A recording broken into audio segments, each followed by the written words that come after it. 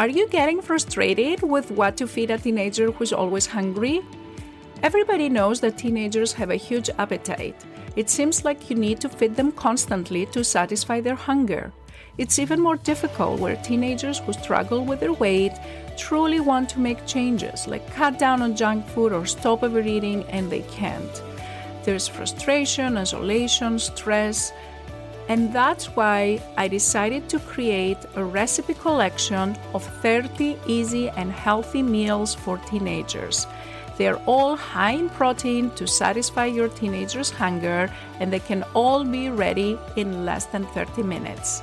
If you want to grab a free copy, go to lifestyleforteens.com/recipes.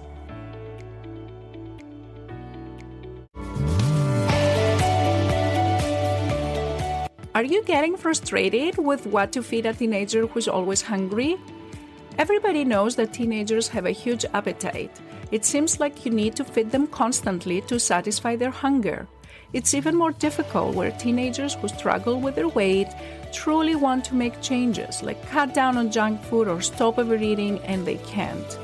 There's frustration, isolation, stress, and that's why I decided to create a recipe collection of 30 easy and healthy meals for teenagers. They're all high in protein to satisfy your teenager's hunger, and they can all be ready in less than 30 minutes. If you want to grab a free copy, go to lifestyleforteens.com/recipes.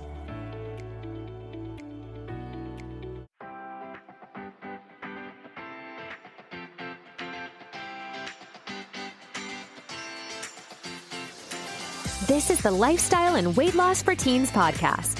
If you're a mom and want to help your child who is struggling to lose weight, you are in the right place. If you are looking for healthy lifestyle tips, Dr. Gourgari is here to help you understand the science around safe weight loss in teens and children. Because what works for adult weight loss is not always the best for children. This podcast is for educational purposes only. Dr. Gourgari does not provide medical, psychological, or nutrition therapy advice. You should not use this information to diagnose or treat any health problems without consulting your own medical practitioner. And now, your host, Dr. Jenny Gourgari.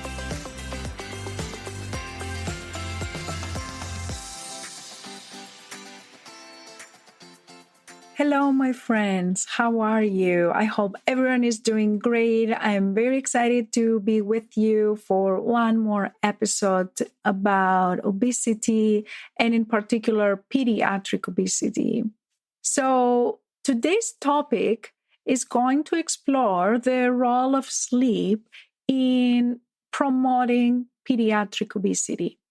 So I will give you a brief overview about how sleep may affect the risk for obesity. Then I'm going to present the article I have chosen for today's episode. Then we're going to just focus on a few studies that are described in this article, and then we're going to come up with some basic conclusions. Okay, let's get started. So why do we even care? Why does sleep has anything to do with obesity? I'm going to give you one simple example, and this relationship may become more evident to you. Have you ever had a bad night that you didn't sleep well for whatever reason, and you plan to go exercise the next morning, but because you didn't sleep, you just didn't have the energy to do your planned activity? Has this ever happened to you?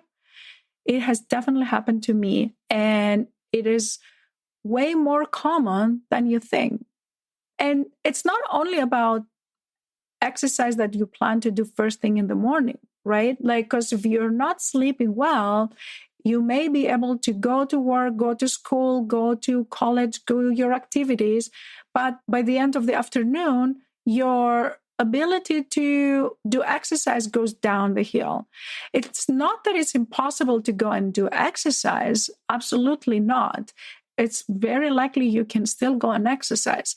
But the amount of willpower, the amount of discipline that is required is way more because you're so tired, you need to pull all your strength to go and exercise. Whereas if you are rested and you had slept well the night before, you can go and exercise and make it easy for you. So this is one very simple way by which, if you're not sleeping well, that can affect your ability to exercise, and that can affect your ability to lose weight.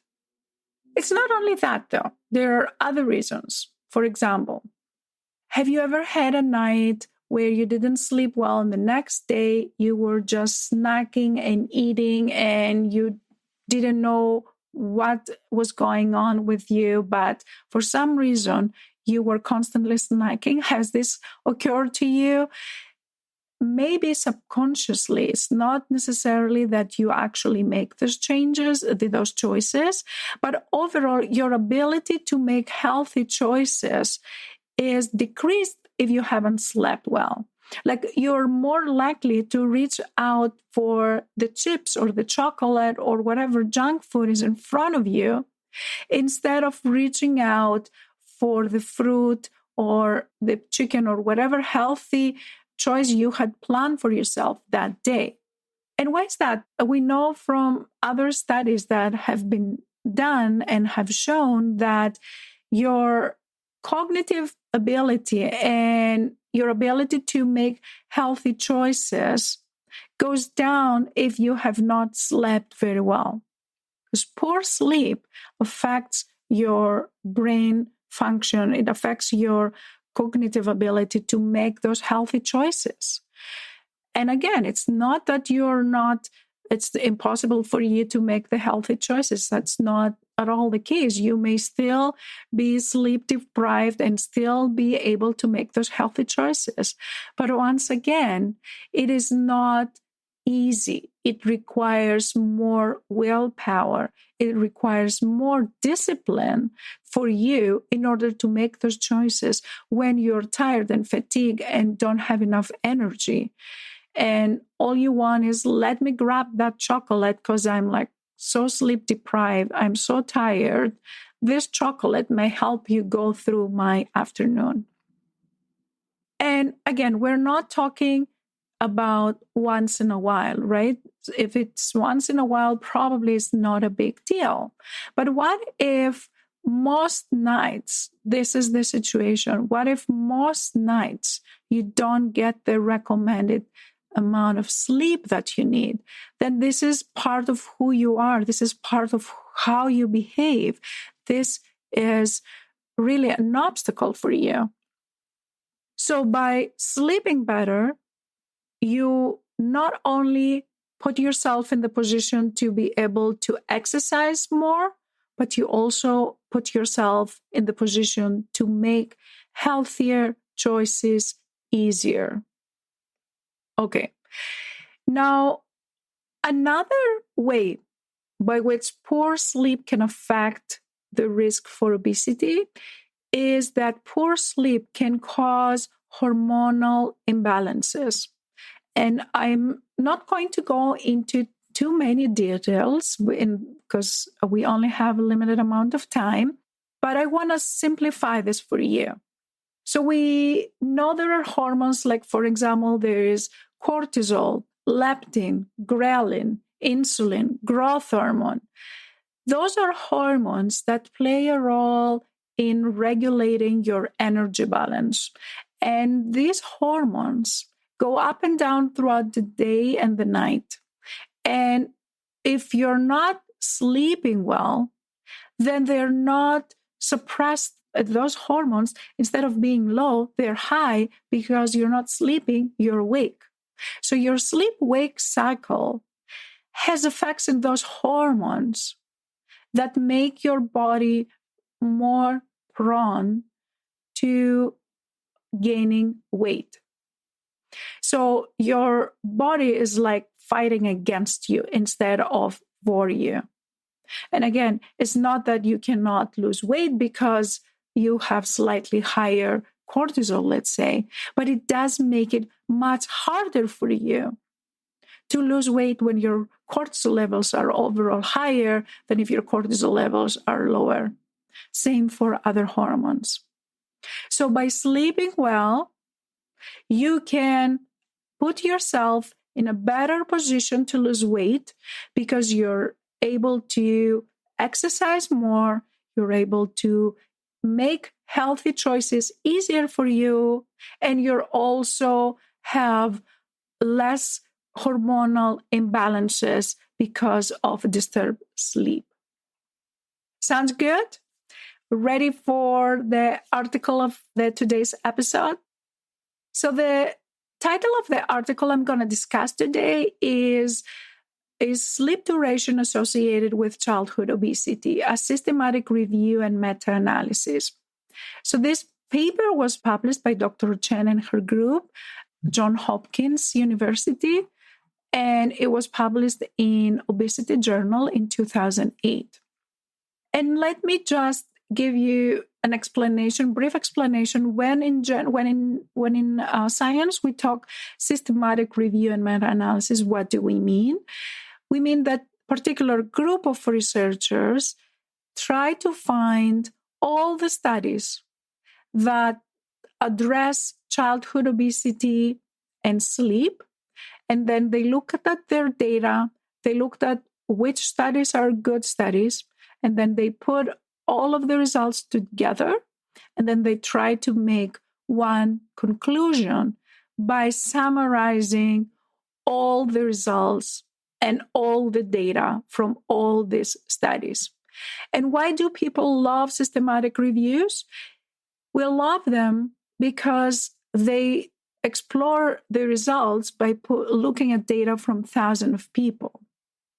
So if you have a study that is a small number of people, let's say 100 or 50, it's not the same as if you have a study that is 10,000 people. So the more thousands of people you have, and those are really epidemiological studies, the results are more likely to be real than if you only look at studies where the results are done in smaller amount of people. So this was one paper that looked at different studies. And so let's look at what did they do. So the researchers of this project, they looked at all different studies that were published between 1980 and 2007, and they chose other studies that they looked on sleep and pediatric obesity. I'm not going to go into too many details, but I'm just going to give you the main selection criteria were that they chose studies that enrolled children, so they were less than 18 years of age. They had at least 100 subjects. Each one of the studies had to have at least 100 subjects. They had to have a measure of obesity, and they could be different types of study designs. Now, one important element that I would like you to pay attention to is how do we classify sleep deprivation in children? This is very, very important. We know that children of different ages don't have the same requirements for sleep. So the way you define it is different according to a child's age. So for children that they were less than 5 years of age, the recommended sleep duration is 11 hours or more.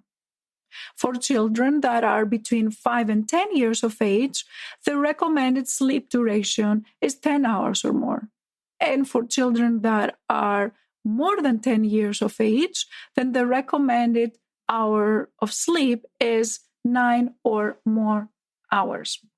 So any children that were sleeping less than that amount were sleep deprived, technically.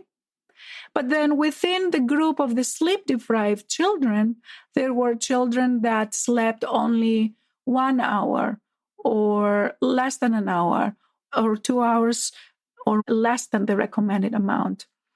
So the shortest amount of sleep for a child that was less than 5 years of age was if that child slept less than 9 hours. For children that they were between 5 and 10, the shortest amount of sleep was less than 8 hours. And for children that they were more than 10 years of age, the shortest amount of sleep was less than 7 hours. So the shortest amount of sleep was, let's say, the most sleep-deprived children. Okay? I hope this is clear. Okay, so let's talk about what did they find. So first of all, they analyzed data from 17 big studies that were meeting the inclusion criteria of this project.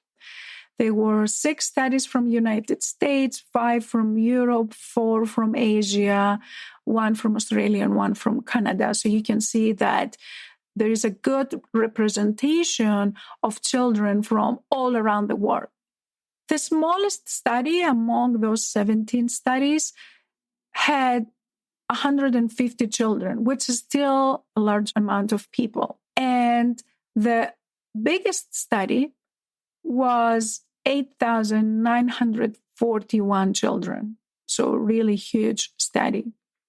Most of them were around 1,000 children in each study. So they analyzed all these different studies. And what did they find? Are you ready? Let me tell you. First, what they found was that children that had the shorter sleep duration had a 58% higher risk for overweight or obesity compared to children that had longer sleep duration. I repeat it. 58% higher risk for obesity for the children that had the shorter sleep duration. This is huge. And if you just look at the children that they were at the higher risk, the children that slept the shortest amount of sleep, which is, as I mentioned earlier, 2 hours less than the recommended sleep time per age, those children actually had an even higher risk, 92% higher risk when compared with children that had a longer sleep duration. This is huge. I repeat it. It's crucial. And in fact, for each hour increase in sleep, the risk of overweight or obesity was reduced on average by 9%. So for every 1 hour more that you sleep, you reduce your risk for obesity by 9%. Okay. Now, a second conclusion that came out of the study was that there was a relationship between the amount of sleep and the amount of overweight and obesity. And that was mainly true for children that were less than 10 years of age, not so much in adolescents. So what does that mean? That means that the shorter your sleep, the higher your weight. So it was like a linear relationship. Another interesting finding from the study was that there was a significant gender difference in the association between sleep and obesity. And that study showed that boys were actually more susceptible to sleep deprivation in terms of obesity than girls. So, and this was a conclusion that was the same from 3 different studies. One, for example, was done in United States. And that study showed that among children that they were between 15 and 18 years of age, the boys that slept less than the recommended amount were at higher risk for obesity, but that was not true for girls. Similar results from another study in Australia in children between 7 and 15 years, that obesity was negatively related to sleep duration in boys, but not in girls. And the third study was done in United Kingdom among 1,294 children between the ages of 7 and 18 years of age.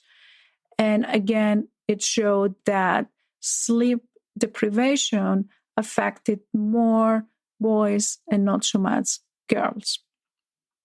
So in adolescence, boys seem to be more affected by sleep deprivation in terms of their risk for obesity than girls. But in those less than 10 years of age, that relationship is true across boys and girls. So those are the main three conclusions. And the question of why are boys more susceptible to sleep deprivation, we don't really know why that happens. And there are some theories to explain that. For example, one evolutionary theory says that in general, girls are more susceptible, more resilient to environmental stressors, and they need a severe sleep deprivation in order to have their weight affected. Again, this is just a theory. We don't know if it is true or not, but the results of the studies have shown this association. Okay, so this is everything I had to share with you today. I hope you find that episode helpful. I'm curious to hear what is your experience, what are your challenges, whether you feel your sleep affects your pathway to reach healthy weight, and if you have any particular struggles or challenges that you face, I'd love to hear them, and I'd be happy to discuss more about those in future episodes. I will also have more episodes in the future to discuss what can we do to improve our sleep and what can we do to decrease our risk for obesity. I hope you will enjoy the rest of your day, and I'll talk to you soon next week. Okay, take care. Bye-bye. If you enjoyed listening to this podcast, I invite you to come check out the LIFT program. It's Dr. Gourgari's 12-week coaching program for teens and their moms, where we take all this information, we apply it to your daily life, and we work together so your teenager learns how to create a healthy lifestyle so they can feel happier, more confident, less stressed, and love their body again. Visit the website at lifestyleforteens.com and click on the Work With Me and free resources to learn more about this program and get free help to start this journey right away. Thanks for tuning in, and we'll catch you in the next episode of Lifestyle and Weight Loss for Teens.